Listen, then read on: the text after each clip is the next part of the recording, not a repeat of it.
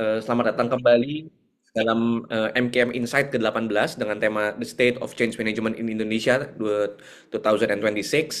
Perkenalkan, saya Fadil Ramadan dari Makna KM yang akan memoderatori jalannya diskusi pada malam hari ini.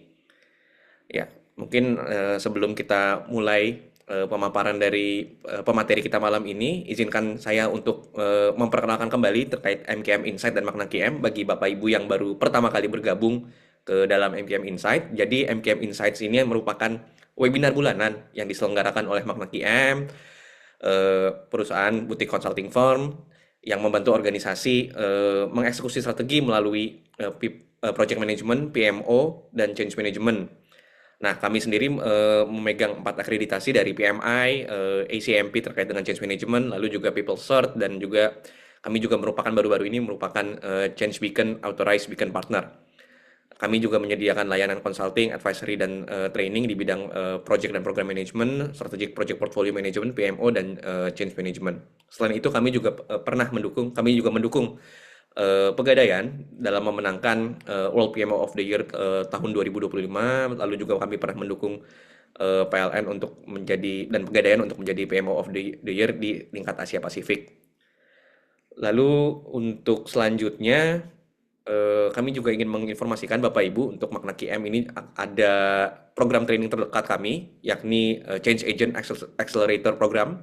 Ini akan diselenggarakan pada 9 sampai 10 September. Jadi sekitar 2 pekan lagi. Ini merupakan training change agent pertama di Indonesia dan akan mendapatkan sertifikasi certified change agent yang diakui secara global.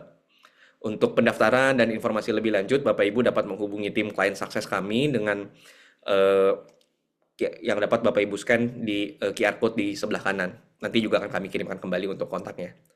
Selain itu, selain program training change agent, kami juga memiliki beberapa program training lainnya di kuartal keempat nanti di bulan Oktober ada terkait practical change management ACMP. Ini di tanggal 27 sampai tanggal 29 Oktober. Ini offline di Jakarta. Lalu di bulan November ini juga ada training exam preparation untuk PMI PMOCP dan PMI RMP. Ini insya Allah akan diselenggarakan offline juga. Dan nanti di bulan Desember, ini 2 training terakhir kami di tahun ini, ada Change Management ACMP KP Training, itu di tanggal 8 sampai tanggal 10, dan juga ada PGMP Exam Preparation Training di tanggal 15 sampai tanggal 17 Desember. Ya, Bapak Ibu, jadi apabila Bapak Ibu berminat untuk bergabung dalam program training kami, tentu bisa menghubungi tim client success kami yang QR code-nya ada di sebelah kanan. Ya, untuk sebelum kita mulai, Bapak Ibu, kami juga ingin menginformasikan bahwa Bapak Ibu dapat mengisi attendance form di link yang sudah dikirimkan, yang akan dikirimkan oleh tim training kami di kolom chat, ataupun juga Bapak Ibu dapat meng-scan QR code di sebelah kanan. Karena nanti ketika Bapak Ibu sudah mengisi attendance, ini juga akan mendapatkan PMI PDU sebesar 2 PDU dan untuk mendapatkan sertifikat keikutsertaan dalam MKM Insight pada malam ini. Selain itu juga dari program training kami juga memiliki program benefit diskon untuk Bapak Ibu yang mengisi Google review kami di SID/MaknaKM, dan ini bagi Bapak Ibu yang mengisi Google review dan form attendance dari MKM Insight pada malam hari ini akan mendapatkan benefit diskon training up to Rp500.000.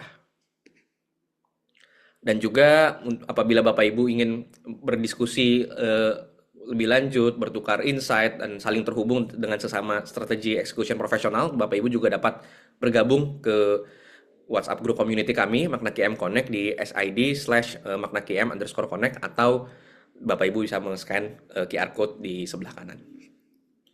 Baik, Bapak Ibu, pada malam hari ini MKM Insights akan membahas kondisi change management berdasarkan benchmarking nasional pertama di Indonesia, terkait dengan change management yang dilakukan oleh Makna KM. Nah, diskusi malam ini akan dipantik oleh praktisi senior change management di Indonesia sekaligus partner kami, ada Pak Edi Sutanto dan Pak Meiko Torista. Seperti biasa, Bapak Ibu, untuk sesi tanya jawab yang akan dilakukan di akhir pemaparan. Jadi nanti bagi Bapak Ibu yang ingin mengajukan pertanyaan, dapat bertanya langsung via chat Zoom ataupun raise hand ketika sesi tanya jawab dibuka. Tanpa perpanjang kalam, Pak Edi, Pak Meiko, the floor is yours. Ya, selamat malam. Assalamualaikum warahmatullahi wabarakatuh. Senang sekali ini malam ini kita bisa berkumpul. Jadi cukup banyak ini. Saya lihat saya sapa beberapa teman-teman ini.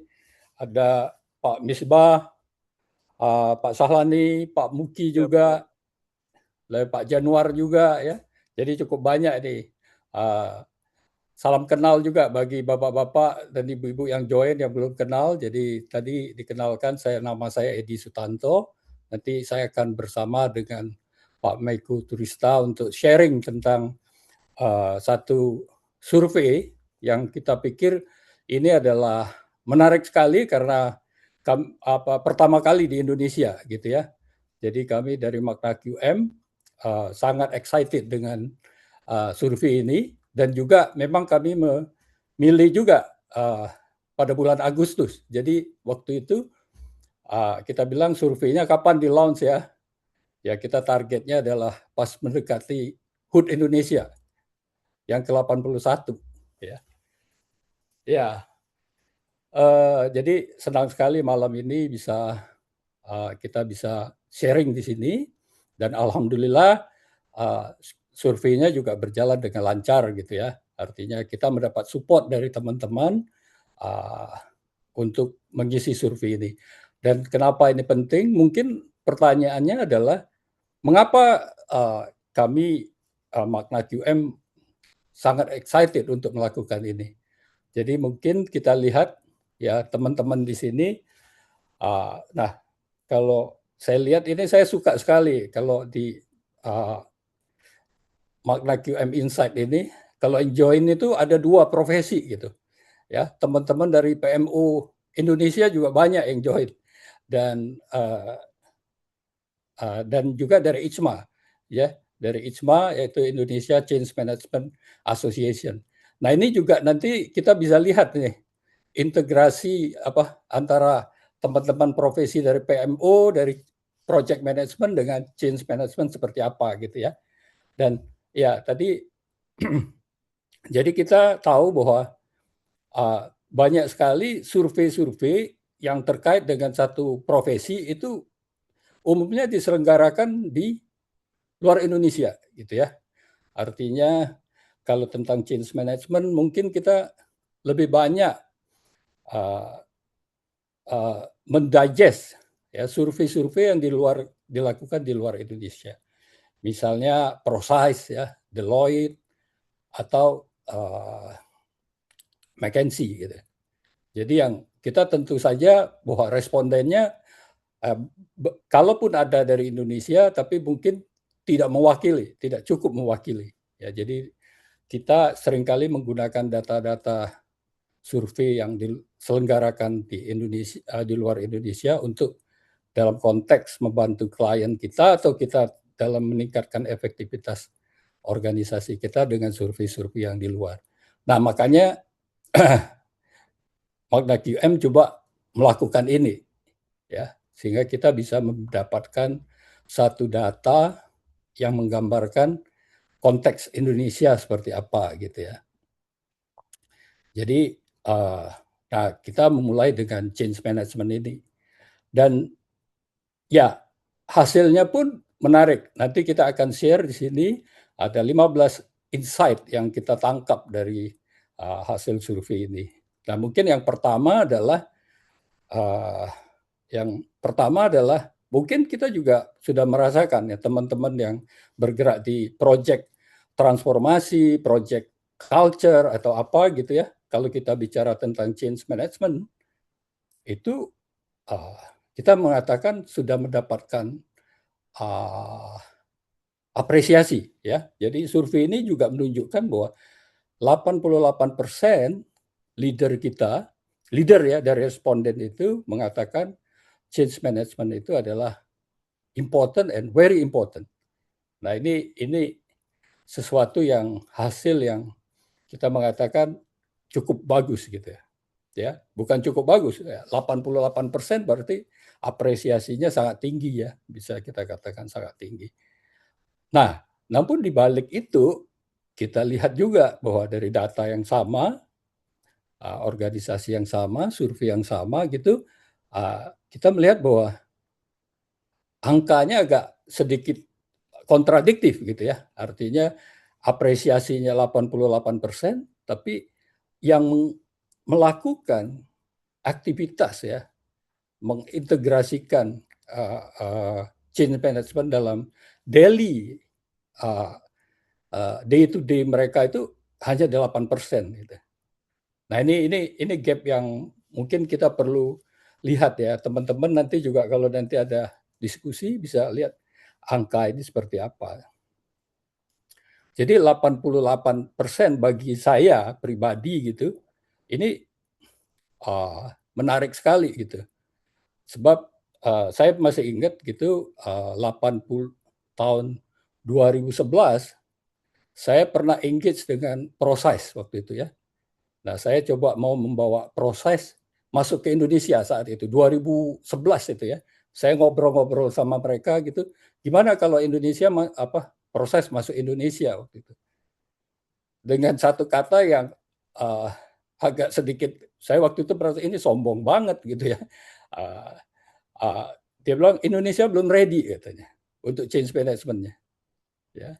Nah, kita tahu dia mengatakan Indonesia belum ready, jadi dia tidak tertarik lah dengan market Indonesia gitu. Tapi survei hari ini ya mengatakan orang para leader dari responden kita mengatakan 88% itu change management is very important and important ya. Nah, tinggal kita lihat kalau kita lihat di permukaan gitu ya, seringkali kita juga mengatakan bahwa dari tahun 2011 sampai 2026 ya, 2026 ini seberapa jauh sih perkembangan change management di Indonesia sebagai satu profesi ya yang diakui gitu ya. Nah, banyak pendapat bahwa change management itu masih termasuk lamban kita ya dibanding dengan negara lain gitu ya.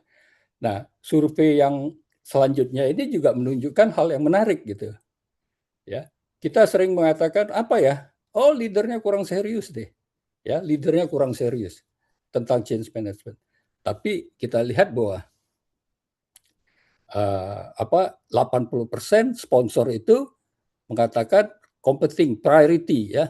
Jadi uh, terkait dengan ini bahwa apakah betul leadernya tidak serius, tapi mereka mengatakan ya mereka punya target gitu, tapi memang ada competing priorities ya. Jadi bukan penyebabnya bukan itu, bukan leader not serius, tapi mereka hanya dapat kesulitan untuk mengschedule itu seperti apa gitu ya di antara priority mereka. Dan Indonesia tadi seperti dikatakan Indonesia is behind the world ya. Ternyata kita juga tidak. Survei ini menemukan bahwa 68% itu punya dedicated change management function gitu. Ya, ini malah kalau kita bilang dibandingkan dengan data yang global itu kita lebih tinggi gitu ya.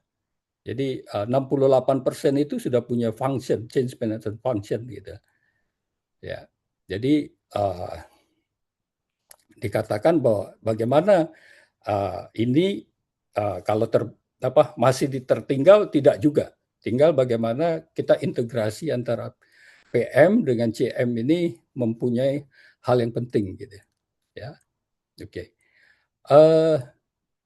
Kemudian apakah we need a better metodologi dan tools. Jadi di sini juga metodologi dan toolsnya almost never name ya. Leader itu governance-nya menjadi lebih penting, priority segala itu hal itu yang muncul gitu. Nah, nanti kita lihat bahwa ketiga explanation ini uh, uh, ternyata tidak seperti itu, ya. Nanti kita akan masuk lebih detail, tapi paling tidak 3 hal ini yang kita mengatakan bahwa kita punya hal-hal yang progresnya cukup positif gitu. Ya, baik. Ya, mungkin selanjutnya kita akan masuk lebih detail. Saya ingin mengajak Pak Miko, silakan Pak Miko untuk meneruskan penjelas sharing tentang lebih detail insight-insight yang ada gitu. Silakan Pak Miko. Oke, ya terima kasih Coach Edi. Assalamualaikum warahmatullahi wabarakatuh dan selamat malam untuk teman-teman semua. Beberapa atau cukup banyak yang saya kenal, tapi saya sebutnya teman-teman aja ya, karena kalau sapa satu persatu kayaknya nanti terlalu lama.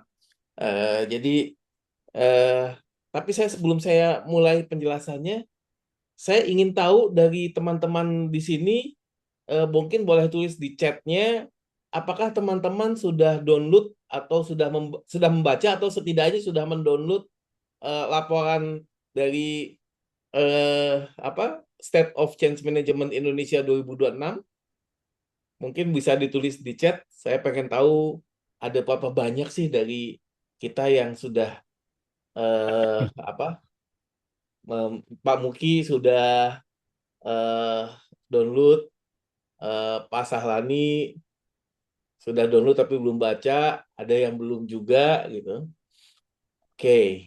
Ada yang sudah download tapi belum baca. Terima kasih untuk yang jujur gitu, sudah download tapi belum baca. Nanti saya akan berikan juga link downloadnya untuk teman-teman yang belum mendownload, karena laporan ini tersedia secara gratis sebetulnya.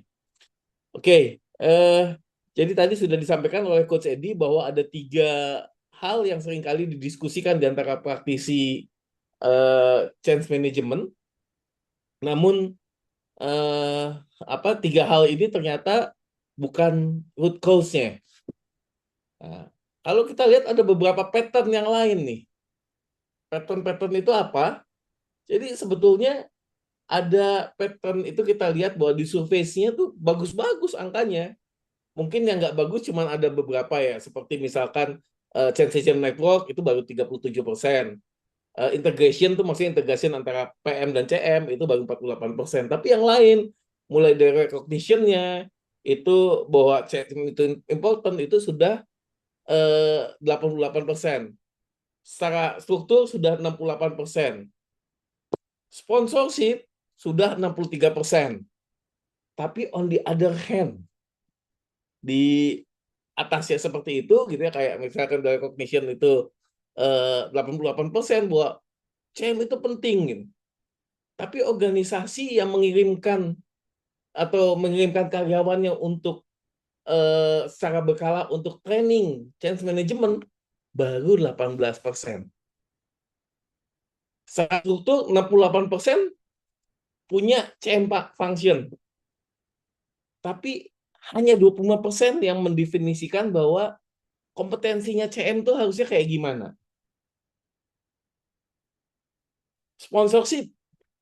Sponsorship sebagai sponsor tuh, sponsornya sudah 63% tuh kasih direction, kasih keputusan, tapi hanya 32% yang tetap terlihat sepanjang perjalanan change-nya. Karena di dalam change management tuh sponsor tuh harusnya mau pakai metode apapun, semua sponsor tuh harusnya terlibat secara aktif gitu.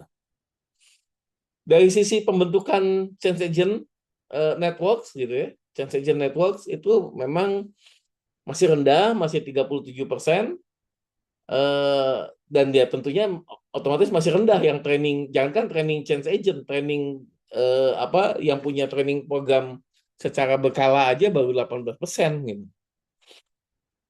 Integration, integration antara PM dan CM sudah hampir separuhnya gitu, 48%. Tapi ternyata 40% itu menilai kurang lebih kolaborasinya itu so-so. nilainya 3 dari angka topnya yang terbaiknya adalah 5 gitu ya. Jadi integrasi PM dan CM-nya itu bisa dikatakan ya begitu-begitu aja deh. Masih banyak yang bisa diperbaiki di sana untuk keberhasilan, tujuan, kesuksesan dari sebuah change inisiatif. Evidence ini maksudnya adalah definisi change success-nya, bahwa 61-80% itu dianggap change-nya sukses. Ini yang memilih yang menganggap bahwa kesuksesan change itu antara 61-80% itu ada sekitar 24%. Gitu. Ada sekitar 24%. Ada macam-macam, kalau teman-teman lihat di reportnya ada lebih detail gitu ya. Tapi ternyata bahkan gimana mau dinilai secara lebih bagus, karena pada faktanya mereka nggak punya cara mengevaluasinya. Jadi evaluasi kesuksesannya, atau mungkin kalau kita pakai istilah keren ya, pakai benefit realization management, itu masih belum terimplementasi dengan baik di setidaknya ada 20% dari organisasi yang mengaku belum tahu untuk dianggap sebagai sukses itu seperti apa. Nah, kalau kita lihat lagi satu-satunya, bahwa dari sisi masing-masingnya kalau mau ditelaah gitu ya. Nah, kita bisa lihat bahwa cangkangnya itu sudah bagus gitu ya, bahwa ada secara struktur, ada 68% itu punya dedicated SAM function. 45% itu yang sudah punya governance-nya, tata kelolanya, itu baru 45%. Yang lainnya masih belum punya tata kelola yang secara tertulis. Dan tadi sudah disampaikan bahwa hanya 25% yang punya kompetensi framework gitu ya. Jadi ini bukan hanya soal maturitas gitu ya, tapi ini adalah masalah komitmen juga gitu kan, karena jelas bahwa ini adalah komitmen bagaimana kita bisa mengembangkan CM itu, orang-orang di organisasi yang khususnya terlibat dengan CM secara lebih baik lagi. Nah, sponsorship tadi juga angkanya sudah disampaikan, sponsorshipnya 63%, bahkan yang benar-benar engage ini hanya 20% sepanjang proyeknya gitu kan. Yang menjadi role model untuk change-nya hanya 32%. Padahal yang namanya organisasi, culture dan behavior-nya tentunya akan ngikutin ke leader-nya. Mereka akan melihat apa yang dilakukan oleh leader gitu kan, bukan cuman mendengarkan gitu kan. Ya, kita bisa bilang, aduh, maaf kalau saya jadinya kelemahan saya itu, saya sedikit-sedikit suka pengen ngomong politik aja, tapi jangan deh. Jadi gini, kalau ada sebuah organisasi yang berbicara penghematan gitu, tapi ternyata para BOD-nya itu terlihat banget tidak melakukan penghematan apa-apa gitu ya. Terlihat banget masih semua orang tahu bahwa BOD-nya lebih banyak main golf gitu misalkan daripada ini ya, dan main golfnya adalah di charge ke kantor. Nah, ini kan tentunya menjadi masalah gitu kan. Karena tidak menjadi role model untuk efisiensi tadi. Ya, kalau misalkan ada penghematan tapi ternyata direksinya mengganti mobilnya, bahkan bukan cuma mengganti mobilnya, tapi juga membeli pesawat pribadi gitu kan. Itu tentunya ada something yang tidak mencerminkan role modelnya. Nah, ini artinya ya ini bahwa ini kita perlu lihat ada diagnostiknya, kemudian ke dokumen standarnya dan lain-lain. Yang kedua, sorry, kelewat. Ya. Nah, CM itu udah mulai atau change manager atau change management udah mulai bareng di Indonesia tuh sama PM. Sudah ada change agent-nya beberapa. Tapi bahkan juga dianggapnya bahwa success rate-nya kurang yang terbanyak tuh ada sekitar di 61 sampai 80% bahwa change itu suksesnya di sana. Nah, tapi ternyata bahwa integrasi sama CM dan PM ini juga masih ada masalah, tadi sudah disampaikan detailnya. Lalu dengan change agent network juga hanya sedikit yang sudah di training, dan juga evidence untuk sukses ternyata kebanyakan adalah berdasarkan employee adoption gitu ya, tapi nggak jelas bahwa masih ada 20% yang belum punya evaluation metodenya.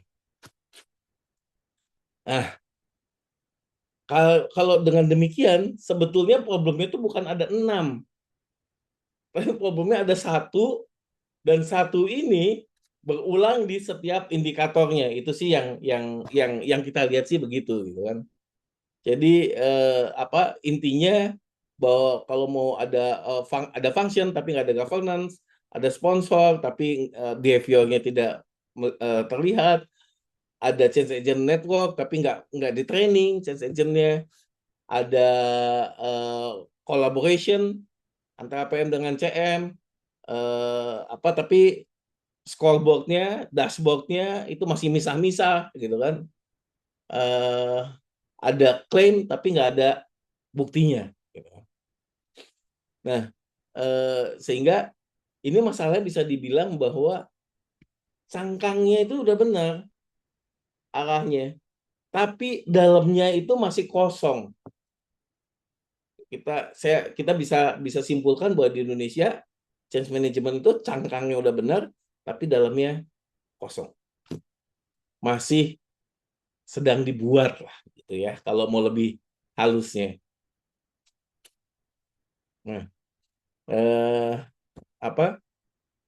ini bahwa yang kita lihat sudah ada organization chart-nya. Kalau memang ini sudah ada organization chart gitu kan, dianggap kalau udah organization chart ya berarti sudah ada gitu kan.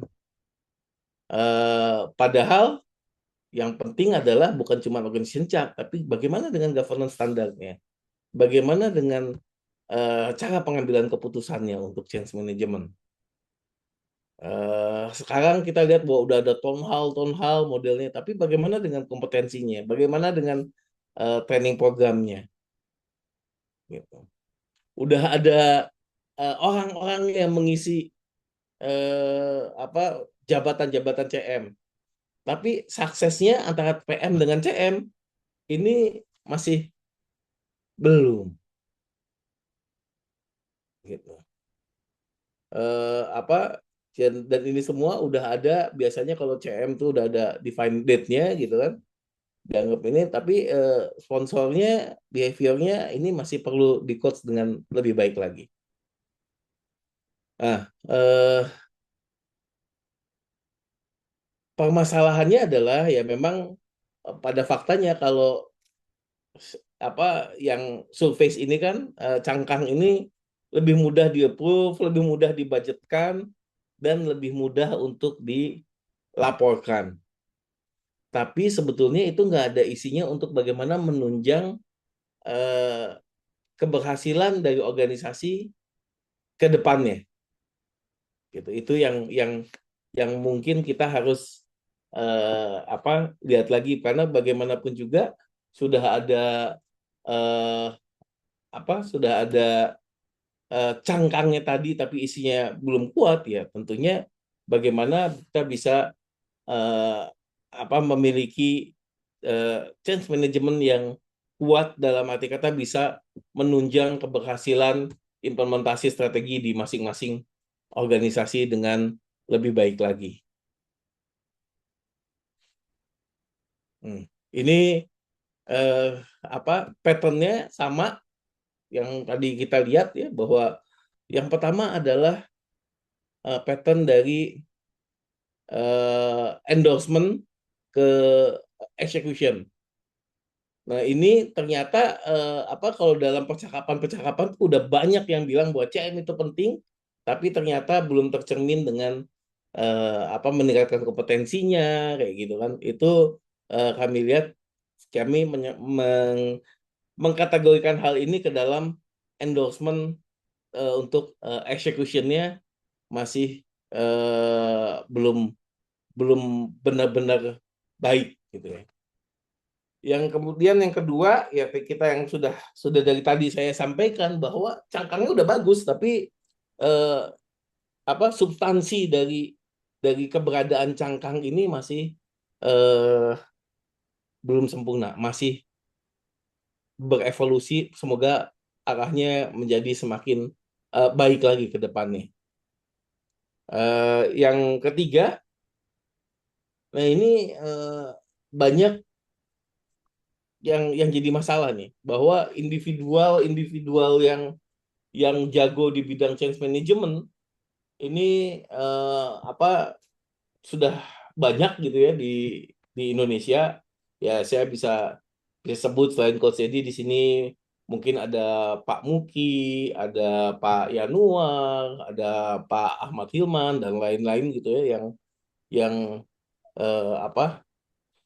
cukup sering didengar di dunia change management. Ada Bu Humay gitu, Bu Humay yang nanti akan mewakili Indonesia di bulan Oktober untuk bicara di conference CM di Asia Tenggara dari Pertamina. Itu sudah banyak orang-orang yang seperti itu, tapi ini masih individu, belum terinstitusionalisasi. Jadi belum melembaga. Padahal yang namanya sistem harusnya tidak tergantung pada orang, tapi tergantung kepada organisasi, itu harusnya tergantung pada sistemnya. Dan kalau kita mau maturity yang tinggi, itu siapapun orangnya maka bisa melakukan dengan baik karena sistemnya sudah bagus. Gitu. Saat ini masih di individual atau di orang, belum di sistem.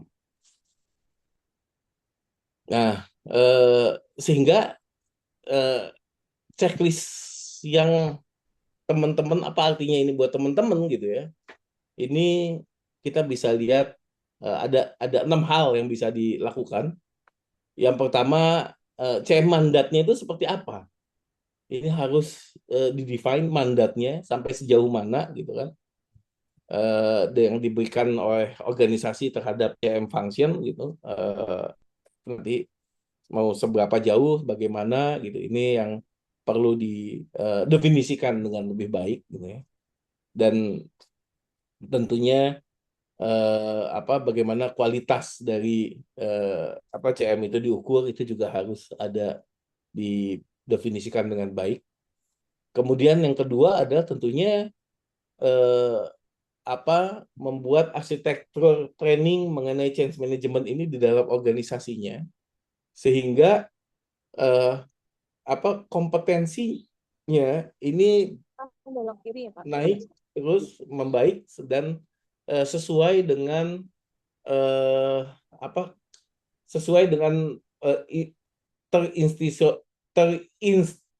melembaga, menjadi melembaga. Nah, kemudian sponsornya ini pastinya di Indonesia memang saya akui akan jadi berat gitu ya, bagaimana kita bisa mengcoach sponsor gitu kan, behaviornya sponsor, biar sponsor itu bukan cuman sekedar mengirimkan pesannya aja gitu. Yang keempat, ini adalah kami sebut bahwa install mandatory CM trigger tuh karena CM ini apa namanya tidak kita lakukan secara ketika CM-nya itu masuk ke dalam proyek, seringkali proyeknya itu sudah berjalan atau bahkan sudah mendekati akhir gitu. Dan itu di metode apapun, di dalam standarnya atau di dalam change management, mau pakai mazhab yang manapun, semuanya menyebutkan bahwa sebaiknya CM itu mulainya terlibat dari awal, bahkan pada saat masa inisiasi. Yang kelima, change agent-nya buat change agent network, dan change agent network itu bukan hanya disuruh kerja aja, tapi perlu di-equip. Gitu. Kemudian yang terakhir, ini penting gitu bahwa sukses kriterianya ini perlu ditentukan dari awal untuk setiap sukses kriteria untuk setiap inisiatif change yang ada di dalam organisasi. Nah, ini yang paling priority. Kalau cuma dari 6 ini banyak, mana sih yang mau dilakukan duluan gitu. Kami melihat yang paling mudah, paling duluan, setidaknya bagaimana CM itu bisa mulai dari awal. Ini adalah hal paling mudah yang harusnya bisa dilakukan organisasi, bahwa ini dibuat mandatori gitu kan. Bahwa CM harus terlibat sejak awal. Jangan sampai CM ini baru dilibatkan di dalam inisiatif perubahan di akhir-akhir organisasi. Di akhir-akhir masa perubahan.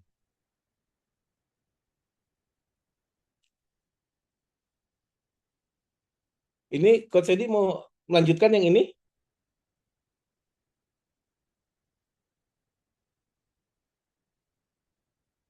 Masih mute, Baik, Coach? ya, baik. Ya, menarik gitu. Jadi apa sih the only yang satu paling priority ya, dikatakan tadi bahwa oke, CM itu dilibatkan sejak awal gitu ya. Dan hal lain lagi juga kita melihat bahwa gimana kalau menjadi CM trigger itu menjadi satu mandatory ya. Jadi dalam arti bahwa change impact analysis, jadi analisis dari change management itu memang dilihat sebelum untuk move lebih jauh gitu ya.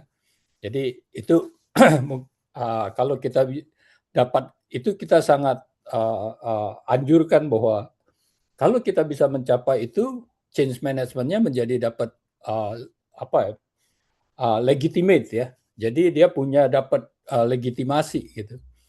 Nah, oke. Slide selanjutnya ini adalah bagaimana melakukan ini adalah mungkin 10 pertanyaan yang bisa menjadi trigger untuk melihat change management practice yang di organisasi kita berdasarkan hasil survei ini. Mungkin yang pertama adalah apakah CM dilibatkan di dalam setiap inisiatif ya. Jadi benchmark kita adalah bahwa 8% itu di embed di dalam as a culture. Jadi CM practice itu terlibat di dalam setiap inisiatif yang signifikan. Nah, hasil survei itu 8%. Jadi mungkin Anda bisa melihat, oh kalau kita mungkin kita di atas 8% atau seperti apa gitu ya. Jadi itu juga bisa memberikan semacam assessment lah, self assessment terhadap kita gitu. Lalu apakah ada define kompetensi change management? Saya lihat ada beberapa yang sudah masuk gitu ya, bahkan di dalam kalau kita bilang di dalam kurikulum mereka, change management itu sudah ada gitu ya, menjadi salah satu mandatory leadership kompetensi gitu ya, change management. Nah, kemudian juga kita lihat bahwa apakah kita bisa menunjukkan bahwa memonitor lah sukses dari proyek kita secara ya kalau tadi Pak Beko mengatakan benefit realization-nya seperti apa gitu ya. Baik itu change-nya, di outcome-nya kalau kita melihat biasanya kalau kita menggunakan beberapa pemikiran ada output, outcome, benefit gitu, bagaimana ukurannya? Dan itu kalau bisa ditentukan di depan juga gitu ya. Nah, sekarang kita lihat bahwa 20% 20% tuh nggak ada metode untuk mengevaluasi. Nah, apakah di tempat Anda ada seperti itu?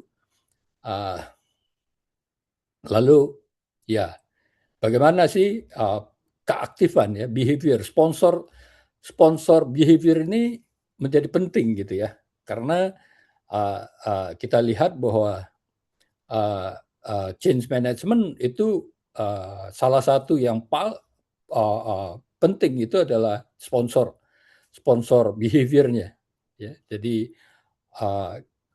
itu di luar communication kita mengatakan bahwa sponsor itu efeknya lebih besar gitu. Nah sekarang dari survei ini bahwa 32% mengatakan ada actively role model change management, role model dari change leadernya. Dan itu juga apakah CM selalu dilihat sebagai scope dari first engagement. Jadi apakah terlibat sejak awal. Nah ini dari survei kita, nasional benchmark kita, 23% itu terlambat gitu ya. Biasanya dilibatkan setelah mungkin menjelang go live atau bahkan kalau dapat masalah baru masuk gitu ya CM-nya. Jadi seperti CM-nya pemadam kebakaran gitu. Ya. Oke. Dan governance. Jadi governance-nya seperti apa gitu ya. Jadi di dalam survei kita ada 45% mempunyai documented governance. Jadi tata kelolanya sudah jelas gitu ya. Lalu training seperti apa dilakukan untuk membangun kompetensinya ya. Jadi apakah hanya dilakukan setelah krisis saja? Nah di sini ya hanya 18% itu ada structure cycle gitu ya. Jadi umumnya masih belum ada terstruktur yang baik gitu. So, kemudian kita lihat apakah does your sponsor have a calendar engagement? Nah ini ya. Jadi engagement dari sponsor ini menjadi penting sekali ya, salah satu hal. Nah dalam benchmark kita itu 20% ya sponsor itu stay fully engaged di dalam project. Kita tahu banyak ya umumnya keterlibatan itu ya di awal ya, kemudian di dalam prosesnya kurang. Nah di sini juga teman-teman artinya di dalam change management kalau kita lihat dalam proses kita ada salah satu proses ya yang bisa kita lakukan dengan bagaimana membantu sponsor bisa muncul engage di dalam proses itu sepanjang project. Lalu juga apakah adopsi ya, KPI tentang adoption itu juga sampai ke steering committee ya. Jadi di sini kita lihat bahwa 40% yang merit integrasi PM dan CM itu masih di tengah-tengah gitu ya. Jadi mungkin teman-teman bisa melihat bagaimana di company saya atau di praktis saya sebagai change management seperti apa gitu. Nah ini juga kita lihat hal yang perlu juga untuk mensupport change keberhasilan change itu adalah apakah change agent itu mendapatkan specific training. Jadi di sini 30%, ya angka 30% mengatakan bahwa change agentnya mendapatkan training gitu ya. Oke, nah so kita mau kemana nih? Where do we go from here ya? Jadi kalau tadi istilahnya kalau kita lihat bahwa cangkangnya itu sulit untuk mendapatkan membangun cangkangnya itu ya. Hal-hal yang di strukturnya gitu ya. Nah, cuman Indonesia sudah ada gitu ya. Artinya 68% sudah ada functionnya ya. Kemudian ada network ya, 37% ada network, 48% collaboration dengan PMCM ya. Jadi bahwa itu pun satu pencapaian yang perlu kita lihat sebagai satu progres dari praktek change management di Indonesia gitu.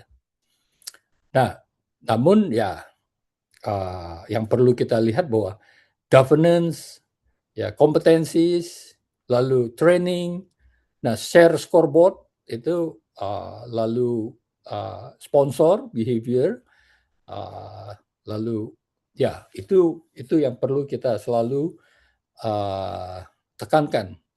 Jadi itu lebih ya kalau kita mengatakan membangun governance, kompetensi, training itu mungkin lebih ringan dibanding dengan membuat cangkangnya ya. Jadi tapi itu membuat kita bisa 8% ya, between 8% menjadi lebih ya, dalam arti bagaimana menjadikan change management sebagai part dari culture gitu ya. Nah, itu governance, kompetensi, training, share scoreboard, ya, lalu behavior sponsorship-nya yang engage gitu, itu menjadi penting gitu. Ya. Nah, oke. Apa yang bisa dilakukan gitu ya? Mungkin dengan adanya benchmark ini dan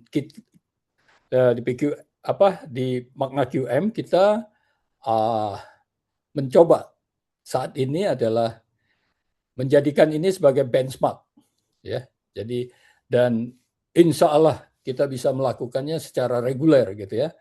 Dan bagaimana Anda bisa memanfaatkan yang benchmark yang pertama ini adalah Anda bisa dapatkan full report-nya. Jadi ada di situ ada 15 insight ya. Lalu ada data ya tentang mulai dari apa hal-hal yang tadi kita sebagai kesimpulan itu Anda bisa lihat lebih detail. Ya datanya yang menunjang kesimpulan-kesimpulan itu seperti apa. Lalu Anda coba melakukan tadi 10 pertanyaan tadi, bagaimana Anda mendiskusikan itu, lalu ya build internal capability. Ya, build internal capability. Jadi sekarang itu banyak sekali artinya standar-standar ya kita sebut gold standard change management itu yang available ya kalau kita bisa lihat ada beberapa hal, teman-teman juga di sini juga saya lihat ada beberapa yang mengambil pola ACMP, ada yang ProSize, ada yang juga Kotter ya. Jadi perjalanan itu akan banyak gitu ya. Dan saya sendiri melihatnya bahwa perkembangannya juga sudah ada. Jadi kami juga di Makna QM coba tetap konsisten untuk support pengembangan profesi change management itu dengan ya kami di Makna QM sendiri sudah ada practical change management yang align dengan ACMP, Association Change Management Profesional. Kemudian juga ada change agent accelerator itu juga merupakan yang align dengan change beacon. Itu baru saja yang Makna QM engage ke sana, sehingga itu juga menjadi bisa mensupport ke teman-teman dalam ya mensupport perkembangan profesi change management di Indonesia. Kemudian juga di governance-nya, bagaimana membangun governance itu. Ya, itu yang bisa kita lakukan sebelum kita masuk ke diskusi. Ini tadi adalah download, jadi mungkin ini Anda bisa download di sini dengan barcode ini. Lalu kita masuk ke tanya jawab ya, Pak. Ya, silakan. Betul. Kita masuk ke tanya jawab, Coach. Jadi teman-teman yang mau download, yang belum download tadi ada banyak juga yang belum download. Silahkan bisa apa dari sini atau pakai SID S besar, O kecil, CMI besar semua itu 2026 gitu. Itu bisa download reportnya gratis, report yang lengkapnya. Ya, dari kami sekian. Silahkan mungkin kalau nanti ke moderator dikembalikan ke Mas Fadil. Baik, terima kasih Pak Edi, Pak Meiko atas pemaparannya yang sangat insightful terkait kondisi change management di Indonesia berdasarkan benchmark nasional yang dilakukan oleh Makna QM di tahun ini. Ada beberapa poin penting yang dapat saya rangkum dari pemaparan Pak Edi dan Pak Meiko adalah yang pertama ini ternyata di Indonesia khususnya di change management ada gap aspirasi dan realita terkait dengan change management. Jadi ada 88% leaders yang sepakat bahwa change management itu penting atau bahkan sangat penting bagi sebuah organisasi, namun hanya 8% organisasi yang telah menyertakan change management sebagai day-to-day way of working. Lalu yang kedua, kondisi change management di Indonesia saat ini masih shell over substance. Jadi strukturnya sudah ada, tapi substance-nya ini dari governance framework, sponsor behavior, lalu change agent network dan success evaluation ini masih tertinggal gitu. Dan yang ketiga tadi Pak Meiko juga sudah menjabarkan ada six move untuk improving state of CM di organisasi Bapak Ibu, dan yang paling utama itu adalah mandatory change management trigger. Jadi kalau bisa ini sebagai checkpoint sebelum proses approval dari sebuah inisiatif perlu dilakukan change impact assessment dari sebuah inisiatif itu ketika ingin berjalan. Ya, Bapak Ibu, sebelum kita masuk ke sesi Q&A, ini sudah ada beberapa ini ya question ya di kolom chat. Ada titipan dari tim training kami untuk bisa berfoto bersama terlebih dahulu. Jadi Bapak Ibu dapat menggunakan virtual background yang telah dikirimkan oleh rekan dari tim training kami. Itu Bapak Ibu dapat mendownloadnya terlebih dahulu dan menggunakan virtual background untuk berfoto bersama. Untuk pemandu foto bersama mungkin dari Mas Zakwan dari tim training kami. Mas Zakwan, silakan untuk aba-abanya, Mas.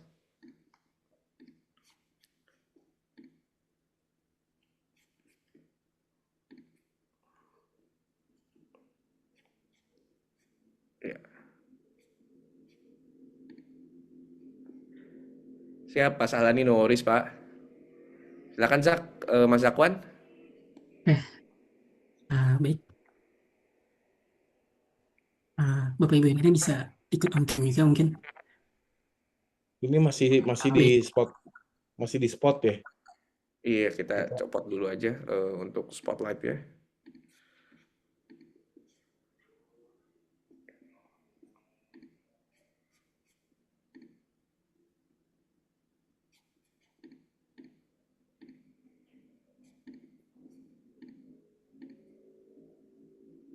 Silakan Mas Zakwan.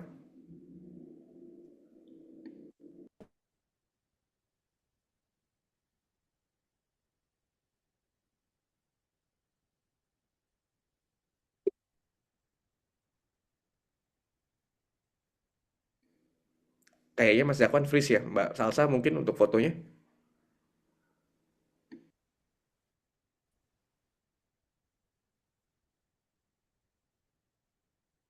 Mbak Salsa juga freeze.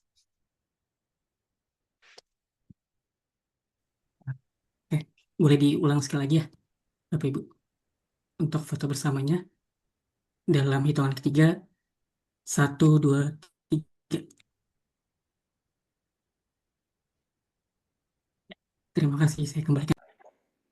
Baik, terima kasih Mas Zakwan atas dokumentasinya. Kita mungkin langsung lanjutkan Bapak Ibu ke sesi tanya jawab. Ini sudah ada 3 pertanyaan. Mungkin yang pertama dari Pak Sahlani. Ini ada 2 pertanyaan. Yang pertama terkait dengan apakah ada analisis perbandingan tingkat keberhasilan inisiatif dari organisasi yang memiliki unit CM yang dedicated dibandingkan dengan yang tidak memiliki unit change management yang dedicated. Lalu yang kedua, apa yang menyebabkan 45% organisasi ini sudah punya governance dari change management, namun baru 8% organisasi yang mengembed change management dalam day-to-day way of working. Mungkin dari Pak Meiko dan Pak Edi bisa mohon dibantu untuk jawabannya. Ya, terima kasih Pak Sahlani. Pak Sahlani ini pertanyaannya kalau pas lagi pas lagi webinar memang pertanyaannya selalu susah-susah nih gitu. Eh, yang pertama dari sisi analisa perbandingan ini kemarin kita pada saat waktu analisa nggak sampai sejauh itu Pak. Jadi kita masih belum melakukan perbandingan ke sana. Ya ini mungkin terima kasih masukannya bahwa ada perlu dibandingkan. Tapi eh, apa ini nanti perlu dilakukan lebih dalam lagi sih memang ininya. Tapi yang kemarin kita nggak belum terpikir untuk melakukan sedalam itu karena satu dan lain hal. Eh, Terima kasih masukannya. Nanti kita akan lakukan ketika kalau kita nanti akan ada karena rencana kami adalah kami akan melakukan state of change management ini secara berkala ya. Tentunya namun kami belum tentukan apakah itu per 2 tahun atau eh, dalam waktu per tahun, per 2 tahun atau per 3 tahunnya kami belum belum tentukan. Ya ini ini adalah yang pertama.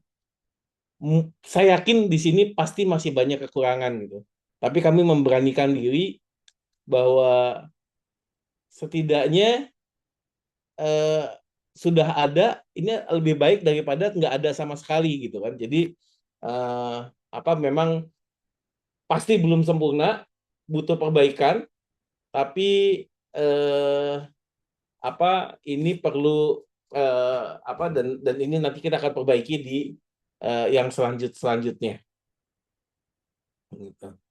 Kemudian pertanyaan kedua yang 45% sudah punya tata kelola, tapi baru 8% yang embed sebagai budaya. Kami juga nggak tahu, karena ini temuan setelah kita hitung angkanya, loh kok begini gitu ya. Gitu. Itu kami juga kaget, Pak. Jadi, cuman ketika kita nyusun kuesioner, kan kita tidak ada kuesioner kenapa mereka seperti ini gitu ya. Jadi kalau sekarang eh, apa kayak gini ya kita punya beberapa asumsi gitu karena misalkan asumsinya bahwa di Indonesia ya jangankan tata kelola CM gitu ya bahwa eh, kendaraan aja harus jalan di sebelah kiri, faktanya banyak yang jalan di sebelah kanan kok gitu. Yang itu juga kan belum embed sebagai budaya bahwa jalan tuh harus sebelah kiri gitu. Trotoar buat jalan kaki masih belum embed bahwa faktanya banyak motor yang lewat ke trotoar gitu kan. Gitu itu eh, apa di Indonesia saya lihat memang masih seperti itu gitu. Tapi ini bukan data yang kami dapat dari lapangan gitu ya, tapi ini adalah asumsi kami gitu. Coach Edi mau menambahkan silakan. Ya, terima kasih. Memang pertanyaan dari Chief ini berat-berat nih biasanya. Yang menarik itu adalah 45% dapat ada governance-nya. Mungkin ini adalah salah satu masukan juga ya. Nanti kita bisa analisa lebih lanjut dalam konteks kalau kita next survei kita ya. Kita menggali lebih dalam gitu. Nah, tapi seperti tadi Pak Meiko juga bilang governance itu ya memiliki governance untuk membuat governance itu menjadi culture ya digunakan itu juga salah satu proses dari membutuhkan change management juga gitu ya. Bagaimana itu diadopsi ya, diadopsi karena ya tadi cangkangnya ada tapi insight-nya seperti apa itu juga ya. Ini menarik masukan pertanyaan yang penting gitu kita bisa catat gitu untuk next survei kita gitu sehingga bisa lebih tajam gitu. Ya itu tambahan dari saya. Baik, terima kasih Pak Meiko dan Pak Edi. Dan tadi ada Pak Sahlani ada menambahkan, artinya ini ya Pak Edi ya, belum walk the talk gitu ya Pak Edi. Belum walk the talk. Ya, belum walk the talk. Oke. Baik, terima kasih Pak Sahlani atas pertanyaannya. Lalu pertanyaan selanjutnya ada pertanyaan dari Pak Maru Ahal nih, Pak Maru kelihatannya dari Oil and Gas ini, Pak Meiko, Pak Edi. Jadi eh, Pak Maru familiar dengan manajemen of change, suatu prosedur ketika terjadi suatu perubahan dalam fase project ongoing. Ini mungkin lebih tepatnya ini change control kali ya, change control dan change management. Nah, pertanyaannya adalah dalam skala project apa yang prioritas supaya goal project itu otobosor, on time, on budget, on scope, on regulation dapat dicapai, dan siapa yang mandatori melakukan change management ini ya? Apakah regulator, project owner, atau K3S atau kontraktor? Mungkin dari Pak Meiko. Ya, ya, ini pertanyaan yang menarik nih, Pak Maru. Yang pertama ya memang tadi sudah disampaikan sama Mas Fadil ya bahwa MOC itu lebih ke arah ke change control gitu. Sementara kalau change management ini biasanya ramenya adalah post project gitu kan. Sehingga ini saya nggak tahu nih foto bosol yang dimaksud sama Pak Maru itu apakah R-nya itu on regulation atau on result. Karena kan ada yang mengatakan bahwa otobosol itu adalah on regulation, tapi juga ada yang mengatakan R-nya itu adalah on result. Jadi bahkan sekarang katanya udah ada yang pakai istilah otobosolor karena regulation dan resultnya disebut gitu kan. Ini tapi kalau misalkan yang dimaksud itu adalah on result, nah siapa yang mandatori melakukan CM? Karena gini, pada dasarnya project itu biasanya hasilnya adalah output, walaupun sekarang apalagi kalau sekarang tuh sebetulnya dari sisi PMBOK 7, PMBOK 8 tuh sudah mulai project itu bisa juga bukan cuma sampai ke output tapi bisa juga sampai ke outcome. Nah, pada faktanya keilmuan dari project management itu biasanya oke, memang itu harus ada sampai ke output, sampai ke outcome gitu. Tapi dari output untuk menjadi outcome, barang outputnya ini harusnya digunakan. Karena tanpa output dari sebuah proyek itu digunakan, outcome tidak bisa tercapai. Nah, seringkali banyak proyek gitu ya, yang outputnya bagus, ada, tapi outcome-nya nggak nyampe. Nah, ini biasanya karena change manajemennya change manajemennya atau ini lemah. Karena biasanya makanya kalau PM dan CM, PM itu dalam integrasi PM dan CM, PM itu adalah pada sisi technical of the change gitu kan. Sementara CM itu adalah people side of the change. Kalau baik mau kita pakai metodenya POSCAI atau mau pakai standarnya ACMP, semua sama ngomongnya bahwa change management itu adalah people side of the change, sementara project management itu technical side of the change. Nah, technical side of the change ini tidak bisa mendapatkan outcome tanpa ada change management yang baik. Dan kalau sudah ada change management yang baik, bisa mencapai outcome, maka ini change-nya ini harus sustain. Masuk ke operation nanti itu harus sustain sehingga bisa mendapatkan benefit. Gitu kira-kira. Dan siapa yang mandatori untuk melakukan? Tentunya saya bisa bilang bahwa kalau kita berbicaranya pakai RACI, yang yang accountable itu sebetulnya sponsor. Tapi yang responsible, sponsor ini tentunya bisa menunjuk change manager. Gitu. Itu sih kalau pendapat dari saya. Silakan Coach Edi kalau ada tambahan. Nggak ada, cukup clear. Ya, silakan Mas Fadil, lanjut. Baik, Mungkin siap. ada selanjutnya. Siap, Coach Edi, terima kasih banyak. Terima kasih banyak juga Pak Maru atas pertanyaannya. Mungkin kita bisa lanjutkan ke pertanyaan ketiga, ini dari Pak Wisnu Wahyu Saputra. Jika dedicated CM function sudah ada, tetapi competency framework, recurring training program, change agent capability-nya masih lemah, menurut Pak Miko dan Pak Edi, mana yang seharusnya diprioritaskan lebih dahulu? Governance, competency development, atau change agent network, dan apa yang mendasari pemprioritasan tersebut? Ini kayaknya Pak Miko dan Pak Edi bisa jadi punya jawaban yang berbeda nih. Saya kembali serahkan ke Pak Miko dan Pak Edi untuk Coach Edi. Iya, oke. Terima kasih pertanyaannya Pak Wisnu. Jadi dedicated change function-nya sudah ada gitu ya. Tapi kompetensi framework ini trainingnya belum belum berkembang jauh gitu. Nah ini memang dari survei kita juga belum dapat hal ini ya. Tapi ini mungkin kita jawab berdasarkan bagaimana kita selama ini menghadapi membantu klien untuk solving hal-hal yang seperti ini. Jadi ini pertanyaannya betul-betul aktual ya.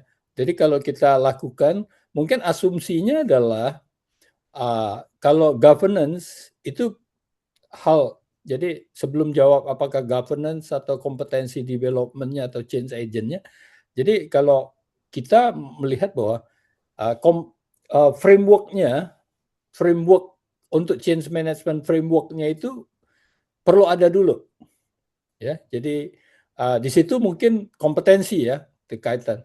Nah, hanya kompetensi ini adalah dengan framework ini membuat ada bahasa yang sama untuk membangun governance-nya. Jadi di situ bisa mengatakan ya kompetensi development dalam konteks membangun bahasa yang sama tentang change management framework-nya. Nah, sehingga dari situ dibangun governance-nya. Dan kemudian ya change agent ini ya kita mengatakan change agent itu penting. Seringkali itu malah diabaikan. Jadi kita mengatakan setelah kita melakukan pelatihan tentang kompetensi, nah yang change agent network ini perlu dibangun karena pada dasarnya mereka yang nanti di lapangan ya kalau change manager kan membuat strategi. Nah, tapi change agent lah yang bagaimana membuat strategi itu diadopt di level operasional ya, di level usernya. Nah itu menjadi satu hal yang penting. Jadi kalau jawab pertanyaannya bahwa framework dulu yang sama gitu ya, governance, kemudian change agent ya. Mungkin itu dari saya. Mungkin ada tambahan dari Pak Miko, Coach Miko.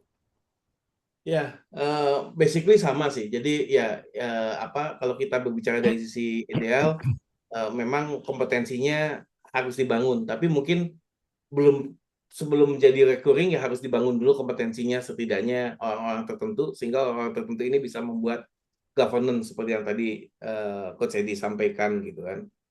Change agent itu tentunya kalau sudah ada governance-nya, sudah ada yang baik gitu ya, dan punya kapabilitas dari sisi change manager yang bagus, pasti akan menyadari bahwa kita tuh nggak mungkin kerja sendiri. Change agent tuh nggak mungkin kerja sendiri, pasti kerja dengan change agent. Dan pasti akan mentok change agent kita kok begini-begini aja. Itu karena perlu diberikan pelatihan mengenai change ya, karena change agent itu sendiri kan juga mereka biasanya punya BAU-nya masing-masing gitu kan.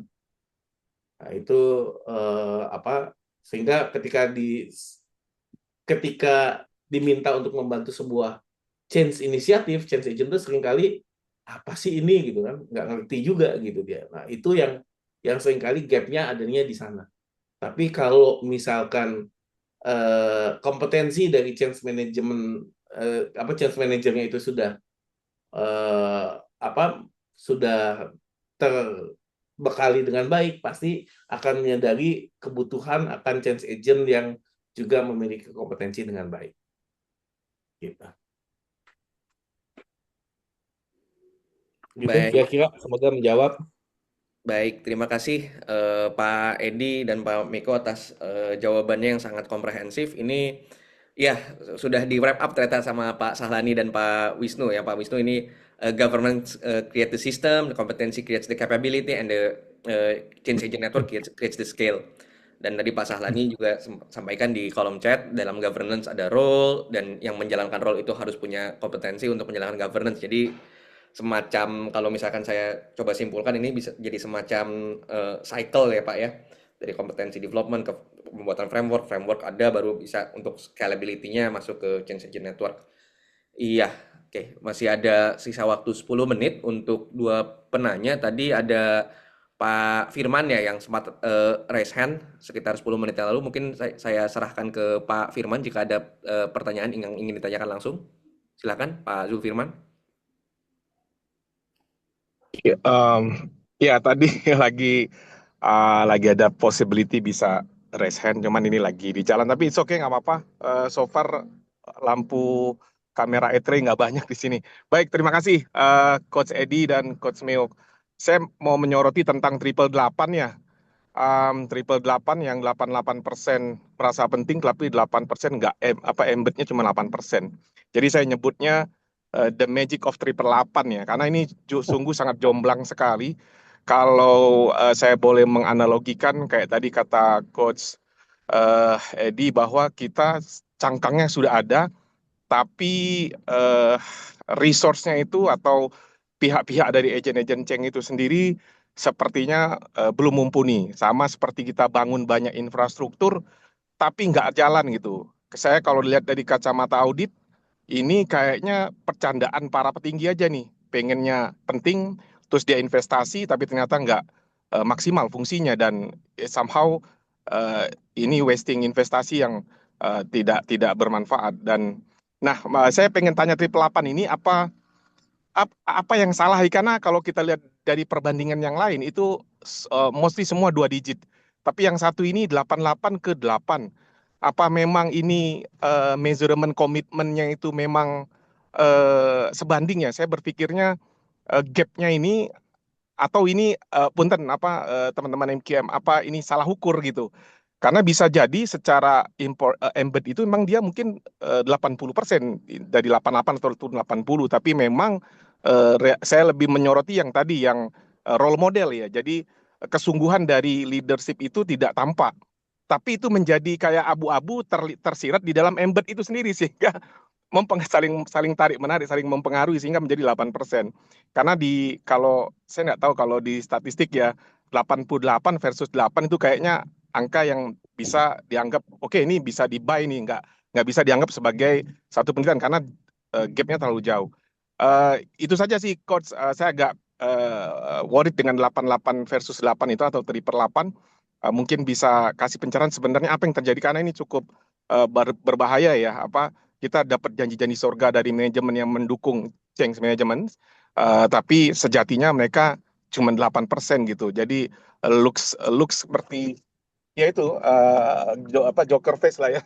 Seolah-olah pengen terlibat dalam change management ini tapi pada saat mau diseriusin dan diskursusnya mulai mengalir tapi tidak embed sense of importance tadi itu ke dalam pengukuran ini. Mungkin bisa kasih penjelasan lebih dalam tentang ini. Terima kasih, Coach. Oke. Kalau kita lihat yang 8% ini tidak ada hubungan langsung dengan leadersnya secara langsung gitu ya. Tapi 8% ini apakah change management ini sudah benar-benar dijalankan oleh organisasi?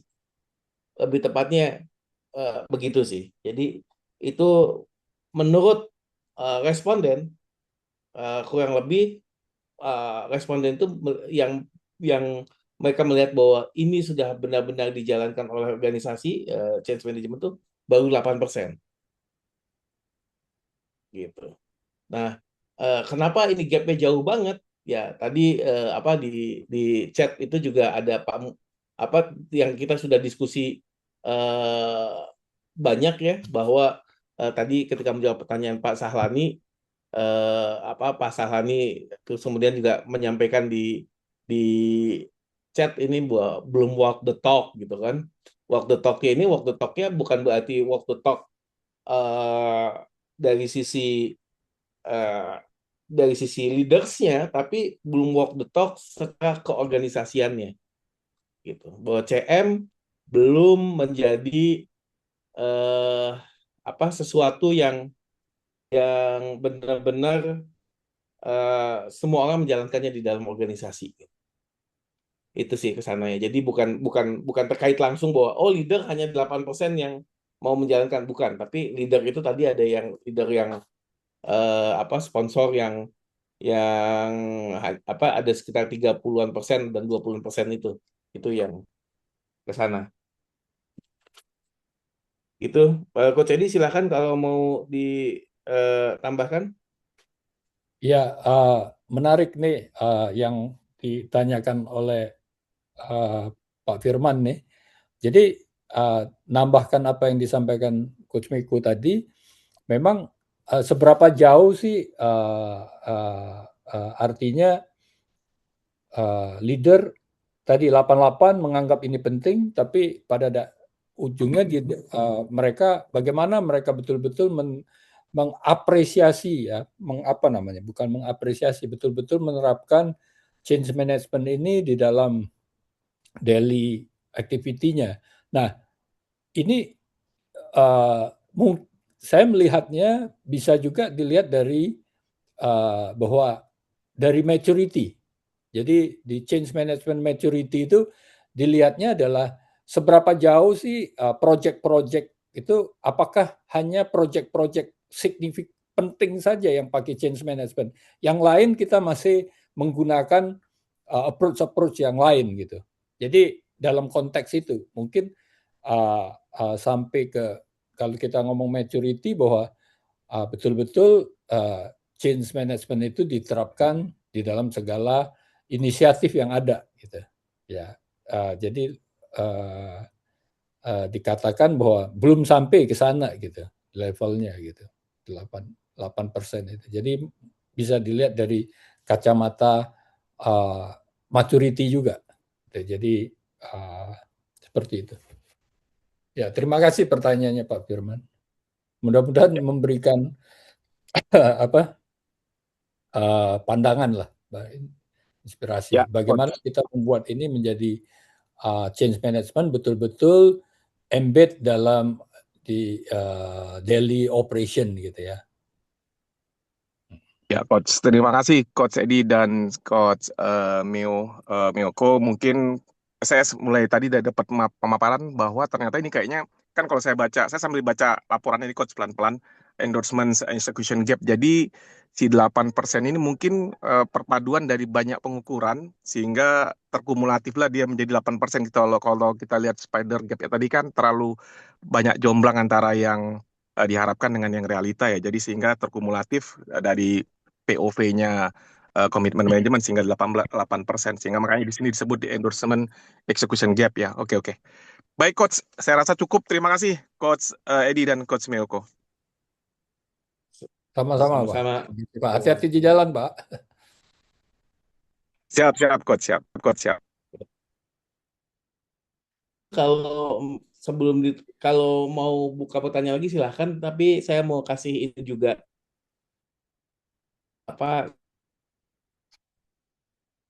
resources untuk change management.